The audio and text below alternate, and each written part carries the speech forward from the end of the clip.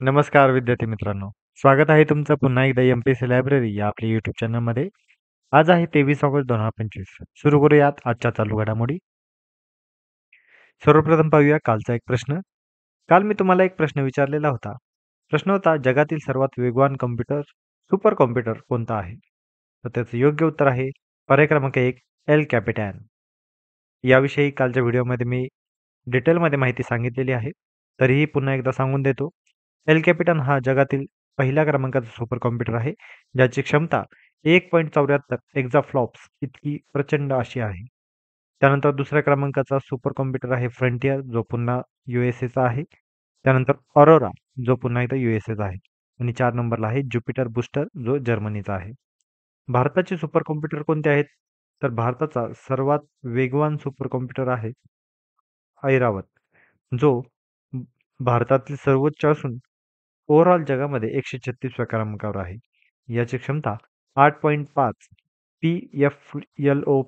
P flops अशा पद्धतीची आहे, जी जगामध्ये 136व्या क्रमांकावर आहे आणि जो सध्या हा कॉम्प्युटर सीडॅक पुणे येथे स्थित आहे. तर लक्षात असू द्या, सुपर कॉम्प्युटरवर आधारित आपल्याला प्रश्न विचारला जाऊ शकतो. आता आजचे दिनविशेष पाहून घेऊया. आजचा दिवस 23 ऑगस्ट हा भारतामध्ये राष्ट्रीय अंतराळ दिवस म्हणून साजरा केला जातो. तर विद्यार्थी मित्रांनो, आपल्याला माहितीच असेल 2023 मध्ये आजच्याच दिवशी भारताचे चंद्रयान-3 चंद्राच्या दक्षिण ध्रुवावर संध्याकाळी 6:03 यशस्वीरित्या उतरलेले होते. आणि हाच दिवस चंद्राच्या दक्षिण ध्रुवावर चंद्रयान-3च्या सॉफ्ट लँडिंगच्या स्मरणार्थ साजरा केला जातो. त्यामुळे हा राष्ट्रीय अंतराळ दिन हा भारतीय पंतप्रधान नरेंद्र मोदी यांनी जाहीर केलेला होता. त्यानंतर 23 ऑगस्ट 1997 या दिवशी हळदीच्या पेटंटबाबतचा अमेरिकेशी चालू असलेला कायदेशीर लढा भारताने जिंकलेला होता. एखाद्या विकसनशील देशाने अमेरिकन पेटंटला आव्हान देऊन तो जिंकण्याची ही पहिलीच घटना होती.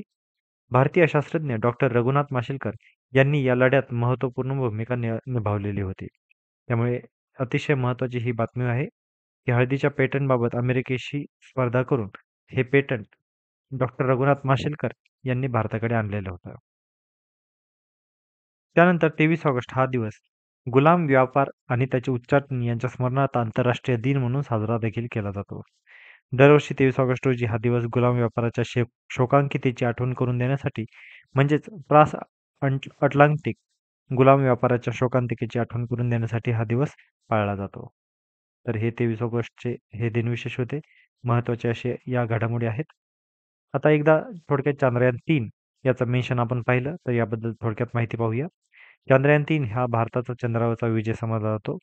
याचं प्रक्षेपण 14 जुलै 2023 रोजी श्रीहरिकोटा येथून GSLV Mk3 या रॉकेटने केलेले होते.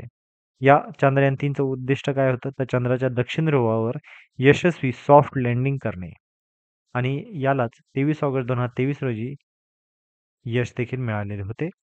भारत हा चंद्राच्या दक्षिण ध्रुवावर उतरलेला पहिला देश देखील ठरलेला होता. यामध्ये मॉड्यूल्स कोणकोणते होते? तर हे देखील प्रश्न विचारण्याची शक्यता असते. तर मॉड्यूल्स होते, 1 नंबरचा आहे लँडर. लँडर आहे, त्याचं नाव आहे विक्रम. हे सुरक्षित लँडिंग व प्रयोग करण्यासाठी होते. त्यानंतर रोवर होते प्रज्ञान, ज्याचा चंद्रमाती व खडकांचा अभ्यास करण्यासाठीचे ते होते. आणि तिसरे होते प्रपल्शन मॉड्यूल. हे लँडरला चंद्रकक्षेत पोहोचवण्यासाठीचे होते. आता यामध्ये महत्त्वपूर्ण काही प्रयोग देखील करण्यात आलेले होते. चंद्रमातेतील खनिज व रासायनिक घटसंघटनाचा अभ्यास करणे, दक्षिण ध्रुवाजवळील पाणी अणूंची तपासणी करणे, भूकंपीय हालचाली व चंद्राच्या पृष्ठभागावरील तापमान मोजमाप करणे, तसेच चंद्रावर सॉफ्ट लँडिंग करणारा भारत हा चौथा देश ठरला होता. पहिले 3 देश होते रशिया, अमेरिका, चीन आणि या तीनही देशानंतर आता भारत हा चौथ्या क्रमांकाचा चंद्रावर उतरणारा देश ठरलेला आहे. त्यानंतर पुढची अतिशय महत्त्वाची अशी बातमी, जी परीक्षेमध्ये विचारलीच जाऊ शकते अशा पद्धतीचं आहे, ते म्हणजे डॉक्टर व्ही. स्पेस यांचं आता नुकतंच निधन झालेलं आहे. आणि 1972च्या म्युनिक ऑलिम्पिकमध्ये भारतासाठी कांस्य पदक जिंकणाऱ्या म्हणजेच हॉकीमध्ये आपल्याला जे कांस्य पदक मिळवलेलं होतं, त्या हॉकीमधल्या कांस्य पदक जिंकणाऱ्या मध्यपटू एक सुवर्ण काळाचा ते भाग होते. 1971च्या बार्सिलोना विश्वचषकातही कांस्य पदकाचं यश त्यांना मिळालेलं होतं. खेळाव्यतिरिक्त योगदान देखील त्यांनी दिलं होतं. मल्टी खेळपटू, फुटबॉल, क्रिकेट, रग्बी, हॉकी असे सर्वांगीण कौशल्य त्यांच्या अंगी होते. खेळाडू ते तज्ञ असा त्यांचा प्रवास राहिलेला आहे. पुढे स्पोर्ट्स मेडिसिन डॉक्टर, अनेक संघांचे सल्लागार म्हणून त्यांनी कार्य केलेलं आहे.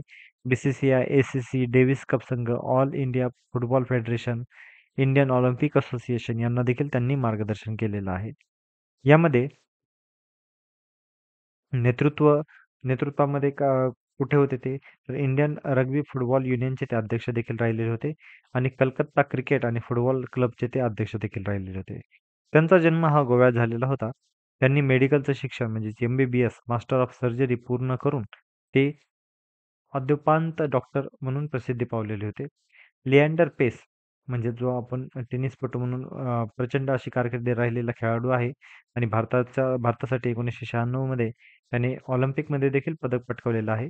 तर असा हा लिएंडर पेस यांचा यांचे ते वडील होते डॉक्टर वेस पेस आणि प्रेरणादायी व्यक्तिमत्व म्हणून ते सदैव आपल्या आठवणीत आता राहणारच आहेत. ऑलिम्पिक पदक पटकावणारे ते पहिले आणि एकमेव भारतीय पिता-पुत्र जोडी होती. त्यांचं नुकतंच आता पार्किन्सन्स या दीर्घ आजार आणि संसर्गामुळे 14 ऑगस्ट 2025 रोजी कोलकातामध्ये निधन झालेले होते. वयाच्या 80व्या वर्षी त्यांनी अखेरचा श्वास देखील घेतलेला आहे. तर विद्यार्थी मित्रांनो, आता अतिशय महत्त्वाची आणि आजच्या दिवसासाठी खूप, खूप, खूप अतिशय महत्त्वाची अशी बातमी म्हणजे CP राधाकृष्णन हे आता उपराष्ट्रपती पदाचे आता उमेदवार ठरलेले आहेत.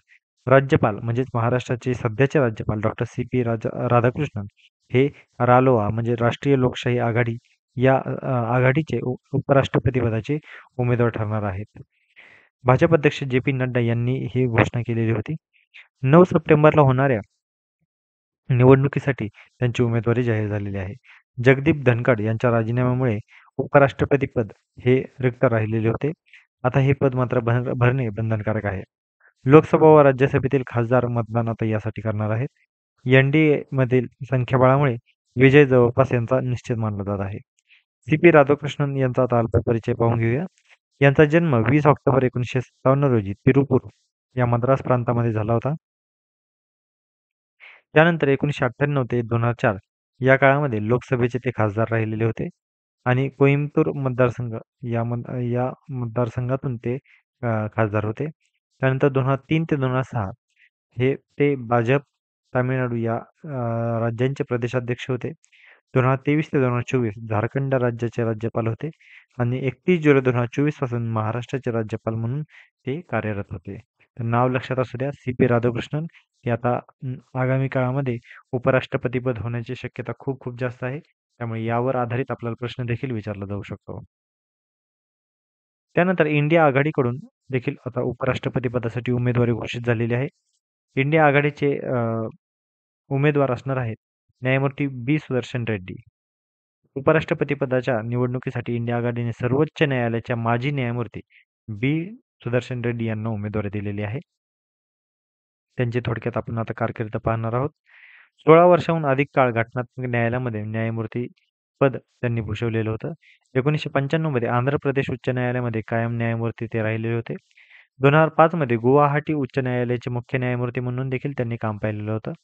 2007 मध्ये सर्वोच्च न्यायालयामध्ये ते न्यायमूर्ती म्हणून रुजू झाले आणि 2011 मध्ये ते सेवानिवृत्त झालेले होते.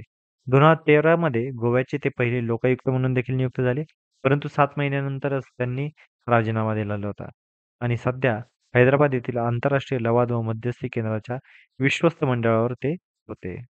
तर लक्षात असू द्या, रालोआ आघाडीतून म्हणजे राष्ट्रीय लोकशाही आघाडीकडून CP राधाकृष्णन हे उपराष्ट्रपती पदाचे उमेदवार असणार आहेत. तर इंडिया आघाडीकडून न्यायमूर्ती B. सुदर्शन रेड्डी यांना उमेदवारी जाहीर झालेली आहे. तर विद्यार्थी मित्रांनो, आजच्या अतिशय महत्त्वाचे चालू घडामोडी होते. तर या चालू घडामोडीवर आधारित आता आपण एक प्रश्न पाहणार आहोत. कोणत्या भारतीय खेळाडूच्या वडिलांचे नुकतेच निधन झाले, जे स्वतः एक प्रतिष्ठित हॉकीपटू होते? तर विद्यार्थी मित्रांनो, प्रश्न पुन्हा एकदा वाचतो, नीट ऐका. कोणत्या भारतीय खेळाडूच्या वडिलांचे नुकतेच निधन झाले, जे स्वतः एक प्रतिष्ठित हॉकीपटू होते? तर याचा पर्याय क्रमांक 1 आहे महेश भूपती, पर्याय क्रमांक 2 आहे युवराज सिंग, पर्याय क्रमांक 3 आहे लिएंडर पेस आणि पर्याय क्रमांक 4 आहे मनदीप सिंग. तर याचं जे काही योग्य उत्तर असेल, अतिशय सोपा प्रश्न आहे. आत्ताच आपण पाहिलेला आहे. हवं तर तुम्ही रिवाइंड करून पाहू शकता. तर याचं योग्य उत्तर तुम्ही सर्वांनी कमेंटमध्ये देण्याचा प्रयत्न करायचा आहे. योग्य उत्तराला नक्कीच लाईक देखील देण्यात येईल. तसेच उद्याच्या व्हिडिओमध्ये मी या प्रश्नाचे तुम्हाला डिटेलमध्ये उत्तर देखील देईल. तर विद्यार्थी मित्रांनो, या होत्या आजच्या चालू घडामोडी. अशाच अधिकाधिक इन्फॉर्मेटिव्ह कंटेंटसाठी आमच्या एम-पी-एस-सी लायब्ररी या यूट्यूब चॅनलला फॉलो करायला आणि सबस्क्राईब करायला विसरू नका. आम्ही यूट्यूबसोबतच टेलिग्राम, WhatsApp, Facebook, Instagram या सर्व सोशल मीडिया प्लॅटफॉर्मवर आहोत. या सर्वच ठिकाणी आम्हाला फॉलो करायला अजिबात विसरू नका. धन्यवाद.